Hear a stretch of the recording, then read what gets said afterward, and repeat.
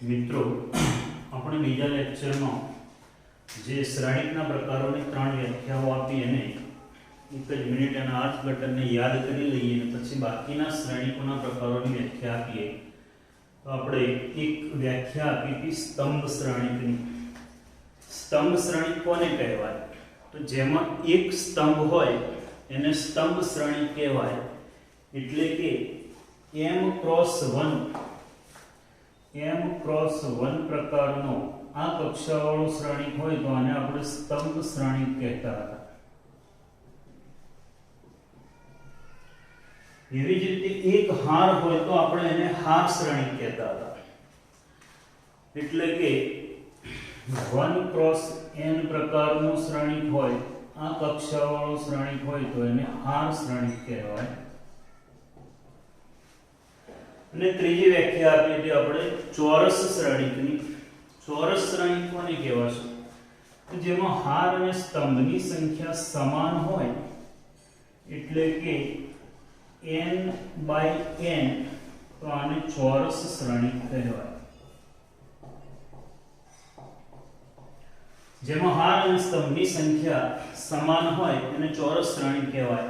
એક વિશિષ્ટ ઉદાહરણ, એક વિશિષ્ટ પ્રકાર પણ આપણે કહ્યો હતો કે હાર શ્રેણિક, સ્તંભ શ્રેણિક અને ચોરસ શ્રેણિક હોય એવો કયો શ્રેણિક છે? તો 1/1 કક્ષાવાળો શ્રેણિક છે. એ ત્રણેય પ્રકારનો શ્રેણિક કહી શકાય.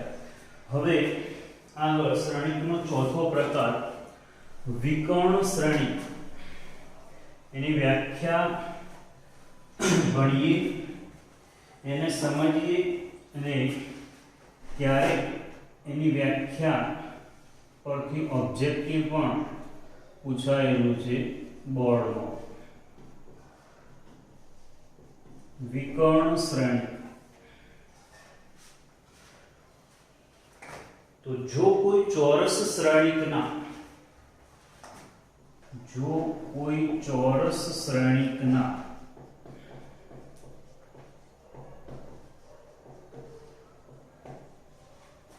વિકર્ણ ઘટકો શૂન્ય હોય, વિકર્ણ ઘટકો સિવાયના તમામ ઘટકો શૂન્ય હોય,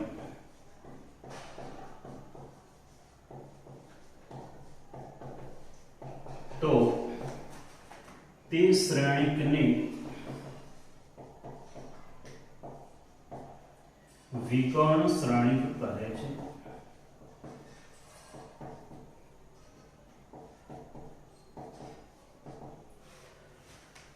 વિકર્ણ ઘટકો સિવાયના ઘટકો શૂન્ય હોય એને વિકર્ણ શ્રેણિક કહેવાય. હવે વિકર્ણ ઘટકો એટલે શું? તો સૌથી પહેલા આ સમજવા માટે અને આખી વ્યાખ્યા સમજવા માટે હું એક વ્યાપક સ્વરૂપનો 3x3 કક્ષાવાળો શ્રેણિક લખું છું. જો વ્યાપક સ્વરૂપે લખું એક શ્રેણિક.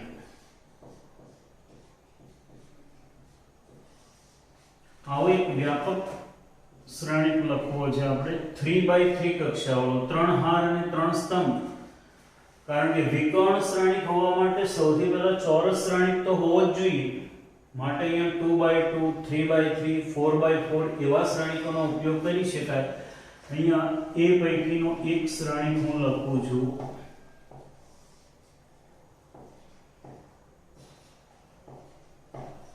આ 3x3 એટલે કે 3 હાર અને 3 સ્તંભ વાળો એક વ્યાપક સ્વરૂપનો શ્રેણિક લખ્યો હોય. એની અંદરના શબ્દો સમજતા જઈએ તો વિકર્ણ શ્રેણિક હોવા માટે યાદ રાખીશું ચોરસ શ્રેણિક તો હોવો જ જોઈએ. જો કોઈ ચોરસ શ્રેણિકના વિકર્ણ ઘટકો, તો આપણા અભ્યાસક્રમ પ્રમાણે વિકર્ણ ઘટકો તરીકે આ ઘટકોને સ્વીકારેલા છે. આ ઘટકો છે એને વિકર્ણ ઘટકો કહેવામાં આવે છે. વિકર્ણ ઘટકો. વ્યાખ્યા શું છે? વિકર્ણ સિવાયના ઘટકો શૂન્ય હોવા જોઈએ. આ શ્રેણિકની અંદર આ બાકીના 6 ઘટકો રહ્યા એ શૂન્ય હોવા જોઈએ. એટલે આ જ વ્યાપક સ્વરૂપનું વિકર્ણ શ્રેણિક લખવું હોય તો આમ કહીએ તો આવું લખી શકાય. આ શ્રેણિકને હું લખું a' શ્રેણિક, તો કોઈ a1 શ્રેણિક લખું. આના સિવાયના ઘટકો શૂન્ય હોવા જોઈએ.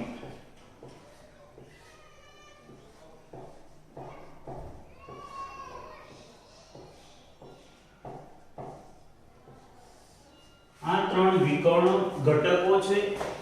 વ્યાખ્યામાં એવું કહ્યું છે કે વિકર્ણ સિવાયના તમામ કુલ 9 ઘટકો છે, તે પૈકી 3 ઘટકો વિકર્ણ શ્રેણિકના ઘટકો છે. એના સિવાયના 6 ઘટકો શૂન્ય થાય તો આ જે શ્રેણિક છે એને આપણે વિકર્ણ શ્રેણિક કહીશું. અહીંયાથી જોઈએ તો આના પૈકીના કયા ઘટકો શૂન્ય થયા?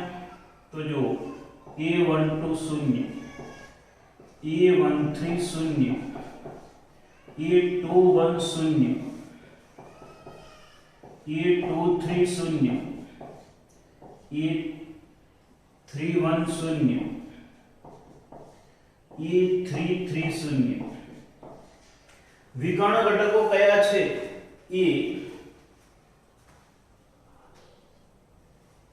વિકર્ણ ઘટકો કયા છે તે અહીંયા વ્યાખ્યામાં છે જ નહીં ઉલ્લેખ. તો જે ઘટકો વિકર્ણ સિવાયના આ ત્રણ સિવાયના 6 ઘટકો શૂન્ય થવા જોઈએ. અહીંયા જો વિકર્ણ ઘટકો છે એના જે મૂલ્યો છે એમાં એક ક્રમિકતા છે અને એના સિવાયના ઘટકોમાં પણ એક ક્રમિકતા છે એવું કહેવાય. વિકર્ણ ઘટકનો અર્થ એવો થાય કે વિકર્ણ ઘટક જે પણ હાર અને સ્તંભમાં હોય એનો નંબર સરખો જ હોય.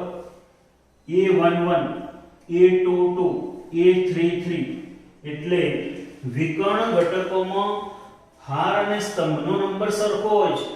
ટૂંકમાં હાર અને સ્તંભનો નંબર સરખો હોય એના સ્થાને આવેલો જે ઘટક હોય તે વિકર્ણ ઘટક કહેવાય. એટલે આમાં એમ કહીએ તો વિકર્ણ ઘટકો માટે aij માટે I અને j ઇક્વલ હોય. વિકર્ણ ઘટક માટે વ્યાપક સ્વરૂપના aij લખીએ એમાં I અને j સમાન હોય અને એના સિવાયના ઘટક લખીએ ને એના સિવાયના ઘટક લખીએ એમાં I અને j સરખા ન હોય. જો આમાં I1 છે તો J2 છે 1 તો 3 2 1 2 3 3 1 3 2 બંને I અને j સરખા નથી. એટલે આની આ જ વ્યાખ્યાને આપણે વ્યાપક સ્વરૂપે અથવા સિમ્બોલ સ્વરૂપે સંકેત સ્વરૂપે લખવી હોય તો શું લખી શકાય? તો જો આ જે શ્રેણિક છે એના જે ઘટકોમાં I અને j ના મૂલ્યો ભિન્ન હોય એ બધા ઘટકો 0 હોવા જોઈએ અને I અને j ના મૂલ્યો સરખા હોય એના માટે આપણે આ વ્યાખ્યા ઉપરથી કોઈ તારણ લખવાનું જ નથી. તો આની આ જ વ્યાખ્યાને આપણે બીજા સ્વરૂપે લખીએ તો એમ કહેવાય કે જો આ શ્રેણી માટે I equal to j, I not equal to j માટે aij equal to 0 તો એ વિકર્ણ શ્રેણિક છે.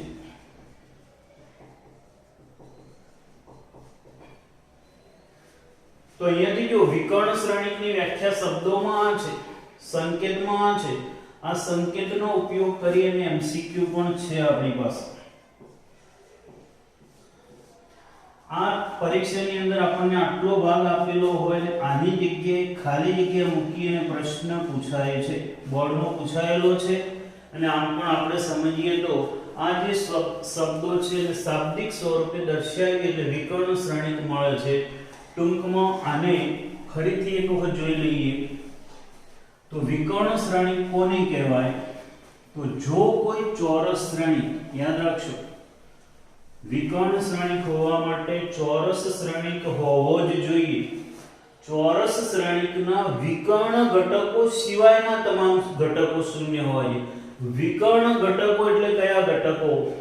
તો આપણે એને આ પ્રમાણે જે આગળ લખ્યા હતા આ ત્રણ ઘટકોને વિકર્ણ ઘટકો કહેવાય છે। એ જ પ્રમાણે દાખલા તરીકે 2/2 હોય તો આ બે ઘટકો વિકર્ણ ઘટકો છે। આના સિવાયના ઘટકો શૂન્ય હોય તેવા ચોરસ શ્રેણિકને વિકર્ણ શ્રેણિક કહે છે। સંકેતમાં કહીએ તો I અને J ના મૂલ્યો સમાન હોય એવા ઘટકો વિકર્ણ ઘટકો કહેવાય છે અને સમાન ન હોય એ શૂન્ય હોય ત્યારે એ જે શ્રેણિક મળે છે તે વિકર્ણ શ્રેણિક થશે। હવે આને યાદ રાખીશું I not equal to J માટે aij equal to 0 I not equal to J માટે aij equal to 0 તો એ વિકર્ણ શ્રેણિક છે।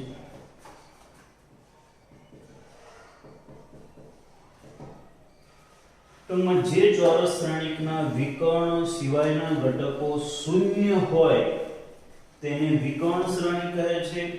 સંકેતની અંદર એ I not equal to J માટે ai જે 0 થાય તો એવા શ્રેણિકને વિકર્ણ શ્રેણિક કહેવાશે।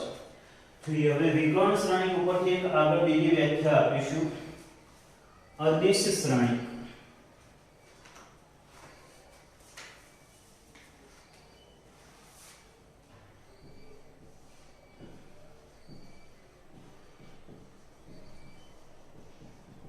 अदिश श्रेणिक तो जो कोई विकर्ण श्रेणिक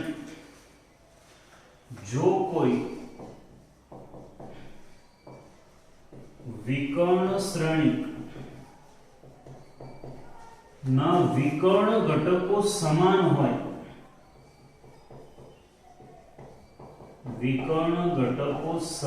होय तो તે શ્રેણિકને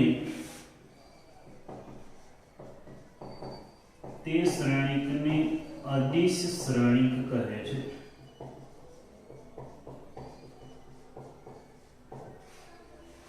જો અદિશ શ્રેણિક હોવા માટે વિકર્ણ શ્રેણિક તો હોવો જ જોઈએ। તો વિકર્ણ શ્રેણિકની વ્યાખ્યા આપણે હાલ જ ભણ્યા। વિકર્ણ શ્રેણિક કોને કહેવાય? વિકર્ણ ઘટકો સિવાયના ઘટકો शून्य હોય તો એને વિકર્ણ શ્રેણિક કહેવાય અને વિકર્ણ ઘટકો સરખા હોય એટલે જે આપણે આગળની અંદર વિકર્ણ શ્રેણિક દાખલા તરીકે આવો લખ્યો હતો આ વિકર્ણ શ્રેણિક છે। આપણે જાણીએ કે વિકર્ણ સિવાયના ઘટકો એટલે 6 ઘટકો શૂન્ય લખ્યા 3/3 માટે કહીએ છીએ। આના સિવાયના ઘટકો શૂન્ય હોય તો વિકર્ણ શ્રેણિક કહેવાય। હવે આ શ્રેણિકની અંદર વિકર્ણ ઘટકો સમાન હોય આ ત્રણે ત્રણ ઘટકોનું મૂલ્ય સરખું હોય તો એને વિકર્ણ શ્રેણિક તો એને આપણે અદિશ શ્રેણિક કહીશું। એટલે વિકર્ણ શ્રેણિકમાં એક શરત ઉમેરી દઈએ 3/3 માટે એમ કહીએ કે વિકર્ણ શ્રેણિકમાં આ ત્રણેય ઘટકો સરખા હોય તો આને આપણે અદિશ શ્રેણિક કહીશું। દાખલા તરીકે આનું મૂલ્ય હું k લખું છું તો અહીંયા હું આ લખું તો આ જે મળે એને અદિશ શ્રેણિક કહેવાશે। વિકર્ણ શ્રેણિકમાં વિકર્ણ ઘટકો સમાન હોય તો એવા શ્રેણિકને અદિશ શ્રેણિક કહેવાશે। બીજી વ્યાખ્યા એના પછી એકમ શ્રેણિક।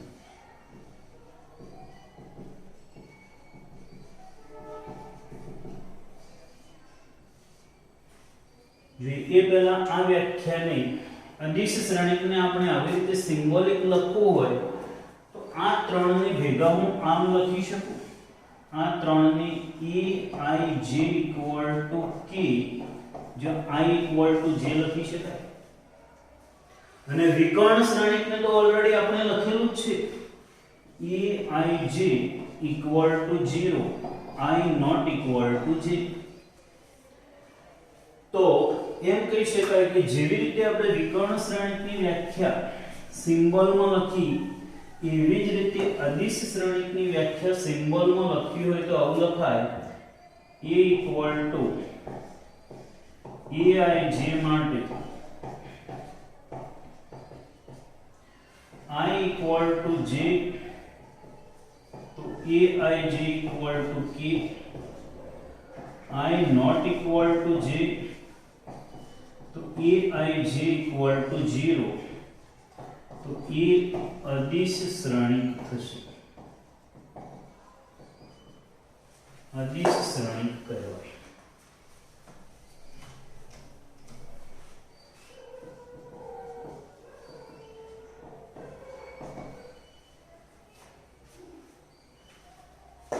એના પછી જોઈએ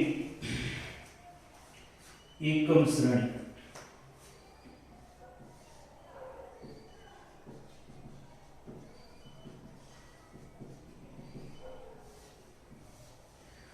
તો આની વ્યાખ્યા આવે છે, જો કોઈ ચોરસ શ્રેણિકના, જો કોઈ ચોરસ શ્રેણિકના વિકર્ણ ઘટકો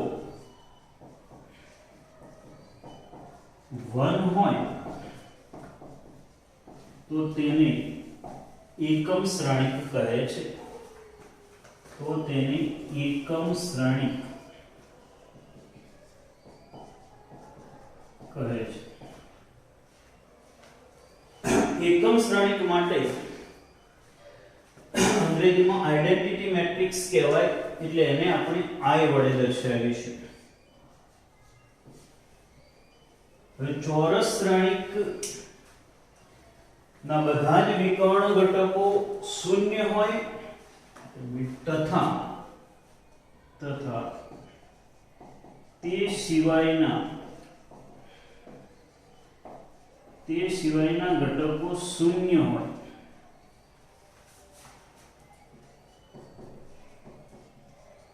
તો તે એકમ શ્રેણિક કહે છે. જો કોઈ ચોરસ શ્રેણિકના વિકર્ણ ઘટકો 1 હોય અને તે સિવાયના ઘટકો શૂન્ય હોય, યા તે સિવાયના ઘટકો શૂન્ય છે એની જગ્યાએ આપણે વિકર્ણ શ્રેણિક લખી લઈએ તો ચાલે. એમાં એમ કહેવાય કે જો કોઈ વિકર્ણ શ્રેણિકના વિકર્ણ ઘટકો 1 હોય તો એને એકમ શ્રેણિક કહેવાય. દાખલા તરીકે હું 3/3 માટેનો એક વિકર્ણ એકમ શ્રેણિક લખું તો આવો મળશે 1 0 0 0 1 0 0 0 1. આ 3/3 કક્ષા વાળો વિકર્ણ એકમ શ્રેણિક મળે. આને આવી રીતે પણ લખાય છે I3. બે વખત 3 ન લખીએ તો ચાલે, કારણ કે એની વ્યાખ્યા પ્રમાણે I એ એકમ શ્રેણિક છે એટલે ચોરસ શ્રેણિક તો હશે. ચોરસ શ્રેણિક છે એટલે હાર અને સ્તંભ સરખા હશે, એટલે કોઈ પણ એકનો નંબર લખ્યો એટલે બીજો નંબર ખબર પડી જાય કે 3 હાર છે તો 3 સ્તંભ હશે. એવી જ રીતે I2 માટે 1 0 0 1 આ પણ એક એકમ શ્રેણિક છે. ટૂંકમાં જેના વિકર્ણ ઘટકો 1 હોય અને એ સિવાયના ઘટકો શૂન્ય હોય, એટલે કે એમ કહીએ કે વિકર્ણ શ્રેણિકના વિકર્ણ ઘટકો 1 હોય તો એને એકમ શ્રેણિક કહીએ તો કહી શકાય. અને એનાથી સરળ સ્વરૂપ કરવું હોય તો આની અંદર જો તમે આની અંદર k બરાબર 1 મૂકી દો ને તો આ પરિણામ થઈ ગયું. k બરાબર 1 મૂકો એટલે આ પરિણામ થઈ જાય. એટલે આને પણ વ્યાપક સ્વરૂપે લખવું હોય તો એકમ શ્રેણિક માટે આવું લખી શકાય. એકમ શ્રેણિક aij આમાં I equal to j તો aij equal to 1 અને I not equal to j તો aij equal to 0. એટલે ત્રણેય વ્યાખ્યાઓ એક વખત ફરીથી યાદ કરી, શબ્દો અને સિમ્બોલમાં યાદ કરીએ તો બિલકુલ સહેલો છે. આમ તો વિકર્ણ શ્રેણિક કોને કહેવાશે? તો જો કોઈ ચોરસ શ્રેણિકના વિકર્ણ ઘટકો, ચોરસ શ્રેણિક એટલે હાર અને સ્તંભની સંખ્યા સમાન હોય એવા શ્રેણિકના વિકર્ણ ઘટકો, તો આપણે જે આગળ લખ્યો તો એ પ્રમાણે વિકર્ણ ઘટકો એટલે અહીંથી શરૂ થાય. પહેલી હાર પહેલા સ્તંભનો ઘટક, બીજી હાર બીજા સ્તંભનો ઘટક, ત્રીજી હાર ત્રીજા સ્તંભનો ઘટક, એ પ્રમાણે આ પ્રમાણના વિકર્ણ ઉપર આવેલા ઘટકોને વિકર્ણ ઘટકો કહે છે. એના સિવાયના ઘટકો શૂન્ય હોય એને વિકર્ણ શ્રેણી કહે છે. એટલે i નોટ ઇક્વલ ટુ જે ઘટકો વિકર્ણ શ્રેણી પર નથી આવતા એના માટે i જે બે ભિન્ન હોય છે એટલે i નોટ ઇક્વલ ટુ જે માટે એનું મૂલ્ય 0 થવું જોઈએ. i અને j માટે મૂલ્ય કેટલું થાય તે અહીંયા વ્યાખ્યામાં કયું એનો ઉલ્લેખ છે જ નહીં, એટલે સિમ્બોલિક એની ડેફિનેશન આવી થશે. આને વિકર્ણ શ્રેણી કહેવાય. આને અંગ્રેજીમાં આપણે ડાયગોનલ મેટ્રિક્સ કહીએ છીએ. ડાયગોનલ મેટ્રિક્સ માટે આ જ શ્રેણીને આપણે આ શબ્દનો ઉપયોગ કરીને લખીએ તો આવું પણ લખી શકાય છે.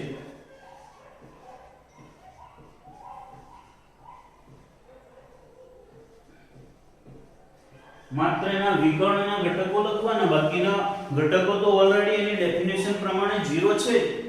એના ત્રણ વિકર્ણ વિકર્ણ ઘટકો 3/3 હોય તો એના ત્રણ ઘટકો આવતા હોય લખીએ, બાકીના ઘટકો શૂન્ય લખીએ એટલે ઓટોમેટિક એ વિકર્ણ ઘટકો મળી જશે. અને આ રીતે ડાયગોનલ મેટ્રિક્સમાં આ સિમ્બોલથી લખાય છે. એટલે બીજી વ્યાખ્યા તો અદિશ શ્રેણી.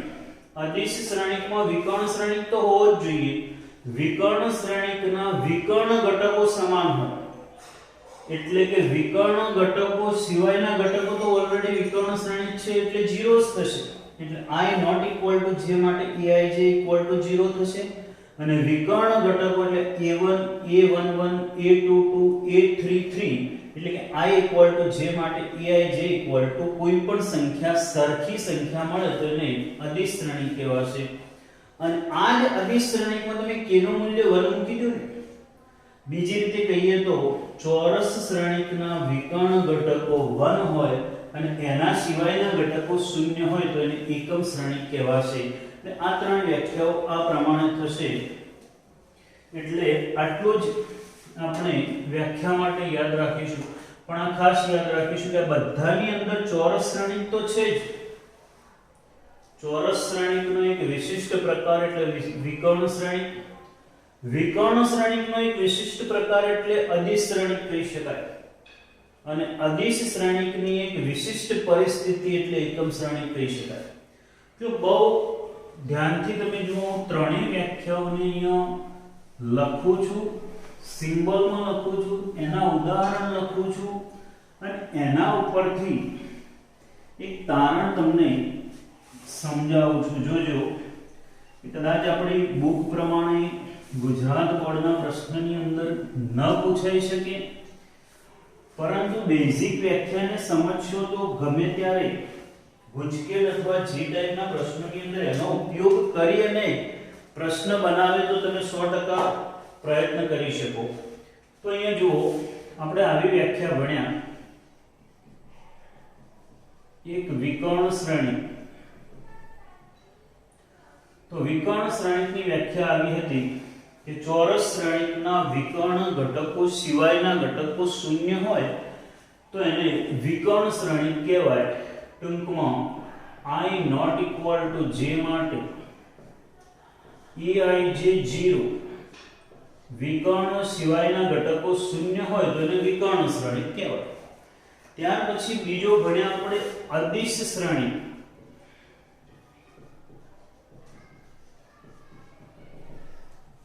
અદિશ શ્રેણીકમાં વ્યાખ્યાની અંદર વિકર્ણ શ્રેણીક શબ્દ આવતો. વિકર્ણ શ્રેણીકના વિકર્ણ શ્રેણીકના વિકર્ણ ઘટકો સમાન હોય. વિકર્ણ ઘટકો સમાન હોય એટલે i અને j સરખા હોય એના પર જે આવે ને એને વિકર્ણ ઘટકો કહેવાય.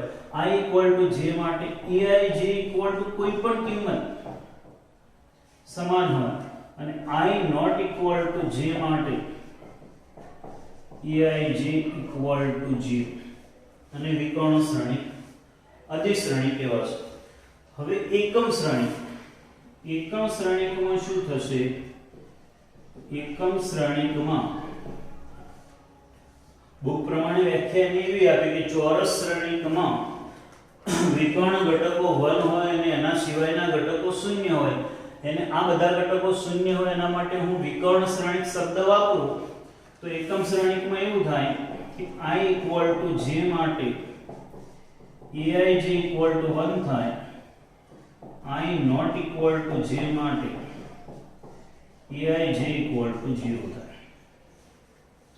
હવે અહીંયા સમજો ત્રણેયના થોડાક ઉદાહરણો લખું છું. દાખલા તરીકે વિકર્ણ શ્રેણિકનું ઉદાહરણ લખો. વિકર્ણ શ્રેણિકનું ઉદાહરણ શું? વિકર્ણ શ્રેણિકની વ્યાખ્યા એવી છે કે વિકર્ણ ઘટકો સિવાયના ઘટકો શૂન્ય હોવા જોઈએ. તો જુઓ તો તમે આ મેં એક વિકર્ણ શ્રેણિક લખ્યો. બીજો વિકર્ણ શ્રેણિક લખો.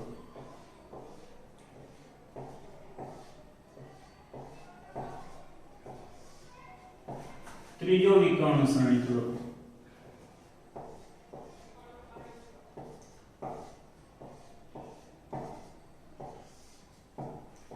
ચોથો વિકર્ણ શ્રેણિક લખો.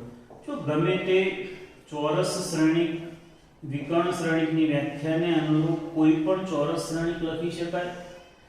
સામાન્ય રીતે આપણે એક્ઝામ્પલ 3/3 ના વધારે આવે છે એટલે અહીંયા ઉદાહરણ આપણે 3/3 ના લખીએ. જો અહીંયા વિકર્ણ શ્રેણિકની વ્યાખ્યા પ્રમાણે જે પણ વિકર્ણ શ્રેણિક થઈ શકે એવા જ મેં લખ્યા છે. જો હવે હું અહીંયા લખું છું અદિશ શ્રેણિક. જોજો તમે અદિશ શ્રેણિકની વ્યાખ્યા શું છે? તો પેલા 6 ઘટકો તો 0 જ થવા જોઈએ અને બાકીના 3 ઘટકો સરખા થવા જોઈએ. જો લખું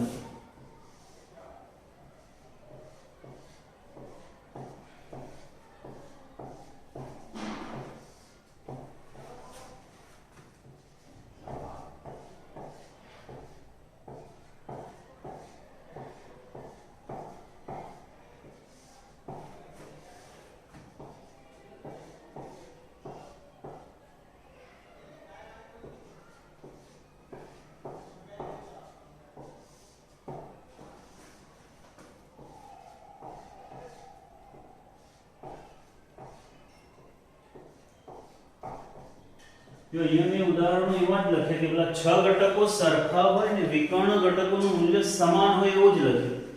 હવે હું એકમ શ્રેણિક લખું તો આ વ્યાખ્યા પ્રમાણે 3/3 માં એક જ આવું ઉદાહરણ મળી શકે. એક છે જ આવો એકમ શ્રેણિક. હવે અહીંથી એક તારણ હું કાઢવા માંગુ છું. તો જો આને આપણે વિકર્ણ શ્રેણિક કહી શકીશું પણ આને તમે અદિશ શ્રેણિક કહી શકશો? વિચારો તો. આને અદિશ શ્રેણિક નહીં કહેવાય કારણ કે આ ત્રણેય ઘટકો સરખા નથી. અહીંયા જો ત્રણેય ઘટકો સરખા નથી. ત્રણેય ઘટકો સરખા હોય તોય ચાલી શકે. વિકર્ણ શ્રેણિક તો છે જ આ બધા. તો અહીંથી તમે વિચારો કે દરેક વિકર્ણ શ્રેણિક, આ વિકર્ણ શ્રેણિક એ અદિશ શ્રેણિક નથી. એવી જ રીતે જો દરેક અદિશ શ્રેણિક એ વિકર્ણ એકમ શ્રેણિક નહીં થાય. આ એકમ શ્રેણિક નથી, આ એકમ શ્રેણિક નથી, પણ આ એકમ શ્રેણિક છે, આ એકમ શ્રેણિક નથી. એટલે આ શ્રેણિક છે, એકમ શ્રેણિક છે. તો અહીંથી વિચારો એક કન્ક્લુઝન મળશે આપણને કે દરેકે દરેક વિકર્ણ શ્રેણિક એ અદિશ શ્રેણિક હોઈ શકે તો એ સ્ટેટમેન્ટ ખોટું છે. દરેકે દરેક અદિશ શ્રેણિક એકમ શ્રેણિક હોઈ શકે તો એ સ્ટેટમેન્ટ ખોટું છે. એનાથી ઉલટું વિચારો. આને તમે અદિશ શ્રેણિક કહી શકશો? કહી શકાય. એની વ્યાખ્યા વિચારો તો આના વિકર્ણ સિવાયના ઘટકો શૂન્ય હોય અને વિકર્ણ ઘટકો સરખા છે તો આને આપણે અદિશ શ્રેણિક કહી શકીએ છીએ. એનાથી આગળ પણ ઉલટી દિશામાં વિચારો. દરેક અદિશ શ્રેણિકને વિકર્ણ શ્રેણિક કહી શકાશે? કહી શકાશે. જો વિકર્ણ શ્રેણિકની વ્યાખ્યા શું છે? વિકર્ણ સિવાયના ઘટકો શૂન્ય હોવા જોઈએ. તો જુઓ દરેકમાં 6 ઘટકો શૂન્ય છે. એટલે અહીંયાથી એક સરસ કન્ક્લુઝન મળે છે આપણને કે દરેક એકમ શ્રેણિક એ અદિશ શ્રેણિક છે. અદિશ શ્રેણિક એ વિકર્ણ શ્રેણિક છે. હજુ એક આગળ વિચારો તો દરેક વિકર્ણ શ્રેણિક ચોરસ શ્રેણિક તો હશે જ. અને હજુ વિચારો તો બધા શ્રેણિકો ચોરસ શ્રેણિક તો છે. તો એમ કહીએ કે આ બધા ચોરસમાંથી મળેલા પરિણામો છે. આ બધા પરિણામો ચોરસમાંથી મળેલા છે. તો તો કાલે મેં તમને એક પરિણામ લખ્યું હતું કે આપણે ઓલરેડી શ્રેણિકોના પ્રકારની વ્યાખ્યાઓ જે ભણ્યા ને m અને n ના મૂલ્યો તથા m અને n ના મૂલ્યો અને એની અંદર આવતા ઘટકો ઉપરથી મળે તો જો એની અંદર આપણે ઓલરેડી શરૂઆતમાં આવો એક શ્રેણિક ભણ્યા અને આ બધું જ એનું કુટુંબ છે એમાંથી પછી નવા શ્રેણિકો આગળ મળે સૌથી પહેલી શરત આપણે શું ભણ્યા હતા તો સ્તંભ શ્રેણિક યાદ કરો બહુ સરળ છે બધું તમે એકસાથે સમજશો તો જ ભેગું નહીં થાય અત્યારનું દરેકને છૂટું પાડીને એક વખત સમજાવો પણ પછી બધાને ભેગું પણ એક વખત સમજી લો તો બધાના ભેદ પણ ઓળખી શકો તમે આમાં શું હતું એક જ સ્તંભ હોય એટલે n1 તો આ કક્ષાવાળો શ્રેણિક છે અને સ્તંભ શ્રેણિક કહેવાય એવી જ રીતે હાર શ્રેણિકમાં શું હતું એક જ હાર હોય આ કક્ષાવાળા શ્રેણિકને એક હાર શ્રેણિક કહેવાય ચોરસ શ્રેણિક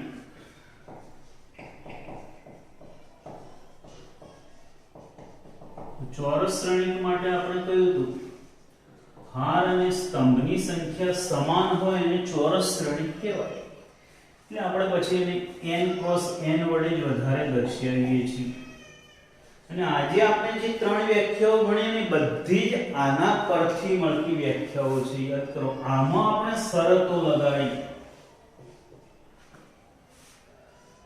જો ચોરસ શ્રેણિકમાં વિકર્ણ ઘટકો સિવાયના ઘટકો એટલે આ વિકર્ણ સિવાયના ઘટકો થયા આ 0 હોય તો આને વિકર્ણ શ્રેણિક કહેવાય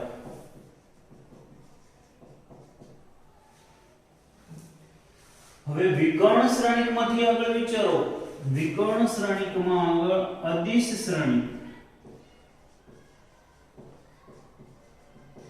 જો તમે વિકર્ણ શ્રેણિકમાં એક શરત ઉમેરી દો ને આ શરત તો છે જ વિકર્ણ શ્રેણિક વાળી શરત તો છે જ i not equal to j માટે aij equal to 0 અને i equal to j માટે aij equal to k શબ્દોમાં કહીએ તો એમ કહેવાય કે વિકર્ણ સિવાયના ઘટકો શૂન્ય અને વિકર્ણ ઘટકો સમાન હોય તો એને અદિશ શ્રેણિક કહેવાય અદિશ શ્રેણિક આ વિકર્ણ શ્રેણિક છે અને જો અદિશ શ્રેણિકની અંદર પણ k1 મૂકી દો ને તો આ જે મળે એને એકમ શ્રેણિક કહેવાય તો એકમ શ્રેણિકની સિમ્બોલિક વ્યાખ્યા આવી થાય i not equal to j માટે aij equal to 0 i equal to j માટે aij equal to 1 અને એકમ શ્રેણિક કહેવાય આપણી બુકની અંદર આ એક જ છે અને એટલે પરીક્ષામાં એક વખત પૂછાય કે વિકર્ણ શ્રેણિક આને કયો શ્રેણિક કહેવાય વિકર્ણ શ્રેણિક તમે આની અંદર એક શરત ઉમેરો અને જો આના બરાબર k હોય તો અદિશ શ્રેણિક કહેવાય અદિશ શ્રેણિકમાં તમે અગ્રવિક એટલે કે વિકર્ણના ઘટકો 1 થાય તો એને એકમ શ્રેણિક કહીશું અને પેલું મેં તમને સમજાવ્યું ઉદાહરણથી દરેક એકમ શ્રેણિક એ અદિશ શ્રેણિક છે દરેક અદિશ શ્રેણિક એ વિકર્ણ શ્રેણિક છે અને દરેક વિકર્ણ શ્રેણિક એ ચોરસ શ્રેણિક છે ટૂંકમાં એમ કહીએ ને બધા ચોરસના બાળકો જ છે આમાં આ ગુણધર્મ હોય તો એને વિકર્ણ શ્રેણિક કહેવાય અને આ બંને રહ્યા ને તો એમ કહીએ કે વિકર્ણ શ્રેણિકના બે બાળકો છે આ વિકર્ણ શ્રેણિકનું બાળક છે એમ કહીએ તોય ચાલે અને આનું બાળક આ છે એમ કહીએ તોય ચાલે આની ચોક્કસ પરિસ્થિતિ એટલે આની ચોક્કસ પરિસ્થિતિ એટલે આ બધા પ્રશ્નો કદાચ ગુજરાત બોર્ડમાં પૂછાય કે ના પૂછાય આપણને એવું લાગે કે થોડીક વધારે ચર્ચા થઈ ગઈ પણ જી માટે આપણે જે બિલકુલ દિશા વગરની મહેનત કરીએ છીએ ને આ દિશા આને કહેવાય તમને બુકની અંદર આપેલી દરેક વ્યાખ્યામાંથી માત્ર વ્યાખ્યાને યાદ રાખો અથવા બુકમાં છે એટલું જ યાદ રાખો ને એનો ઉપયોગ કરો એની અંદર આવતો દરેક સંબંધ એકબીજી વ્યાખ્યાને એકબીજા સાથે જુઓ એકબીજા સાથે જોઈન્ટ કરી સમજો અંદરનું કોલેબોરેશન, તો તમને ઓટોમેટિક આ મુખ્ય વ્યાપક શ્રેણિક છે, આ બધા એના પ્રકારો. તો અહીંયા જો એક વખત હું બધા જ યાદ કરાવી લઉં તો આટલું છે. આપણે જે શ્રેણિક ભણ્યા વ્યાપક, એ શ્રેણિકનો એક હાર હોય તો એને હાર શ્રેણિક કહેવાય 1/n. એક સ્તંભ હોય તો m ક્રોસ 1 પ્રકારની સ્તંભ શ્રેણિક કહેવાય. હાર અને સ્તંભની સંખ્યા સરખી હોય, હાર અને સ્તંભ સરખા હોય એ જુદી વસ્તુ છે. હાર અને સ્તંભની સંખ્યા સરખી હોય તો એને આપણે ચોરસ શ્રેણિક કહીશું. ચોરસ શ્રેણિકમાં વિકર્ણ ઘટકો, વિકર્ણ ઘટકો એટલે I અને જે સરખા હોય એને વિકર્ણ ઘટકો કહેવાય. એના સિવાયના ઘટકો શૂન્ય હોય તો એને વિકર્ણ શ્રેણિક કહેવાય. વિકર્ણ શ્રેણિકમાં વિકર્ણ ઘટકોના મૂલ્યો સરખા હોય, બાકીના બધા તો ઓલરેડી વિકર્ણ ઘટકના લીધે 0 જ હશે, એને આપણે અદિશ શ્રેણિક કહીશું. અને અદિશ શ્રેણિકની અંદર જે પણ વિકર્ણના સમાન ઘટકો 1 હોય એટલે 1 1 1 3/3 માટે, તો એને આપણે એકમ શ્રેણિક કહીશું. આના માટેનો એક સિમ્બોલ I વપરાય છે. I2 લખ્યું હોય તો 2/2 નો એકમ શ્રેણિક કહેવાશે. I3 હશે તો 3/3 નો એકમ શ્રેણિક કહેવાશે. આ 6 વ્યાખ્યાઓ આ પ્રમાણે. આના સાથે એક આના જેવી વ્યાખ્યા છે, એની અંદર માત્ર આવા જ શબ્દો છે કે જો કોઈ શ્રેણિકના બધા જ ઘટકો શૂન્ય હોય, શૂન્ય શ્રેણિક, જો કોઈ શ્રેણિકના બધા જ ઘટકો શૂન્ય હોય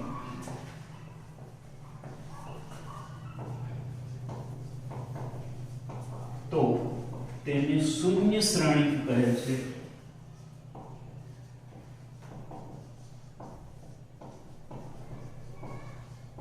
જેને કેપિટલ O વડે દર્શાવાય છે.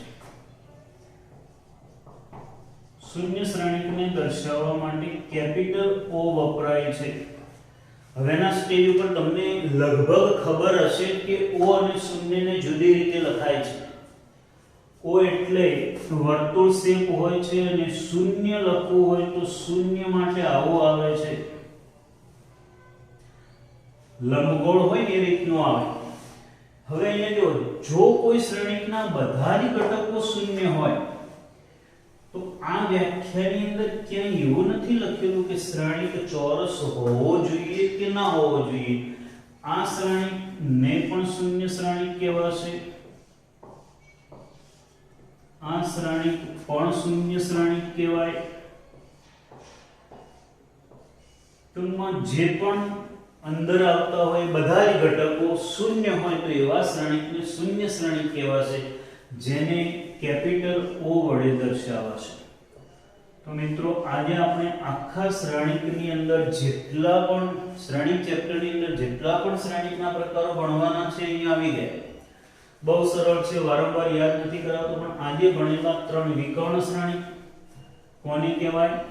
તો વિકર્ણ સિવાયના ઘટકો શૂન્ય હોય. વિકર્ણ ઘટકો એટલે હવે આપણને ક્લિયર હોવું જોઈએ. A11 A22 A33 આ પ્રમાણે ત્રસા જે સાદા આપણે ચતુષ્કોણમાં વિકર્ણ દોરીએ છીએ એવા જ વિકર્ણ ઘટકો સિવાયના 6 ઘટકો શૂન્ય હોય એને વિકર્ણ શ્રેણિક કહેવાય. વિકર્ણ શ્રેણિકની અંદર વિકર્ણ પર આવતા ઘટકોના મૂલ્યો સરખા હોય વિકર્ણ ઘટકોના તો એને અદિશ શ્રેણિક કહેવાશે. અદિશ શ્રેણિકમાં જે પણ વિકર્ણ ઘટકો છે 1 હોય તો એને એકમ શ્રેણિક કહેવાશે. અને જો બધા જ ઘટકો શૂન્ય હોય તો એને આપણે શૂન્ય શ્રેણિકો કહેવાશે. આટલું યાદ રાખશો. અહીંયા સુધીનું બહુ સરળ છે, છતાં રિવિઝન કરજો, કારણ કે આ બધા જ ચોરસ શ્રેણિકના એક પ્રકારો છે.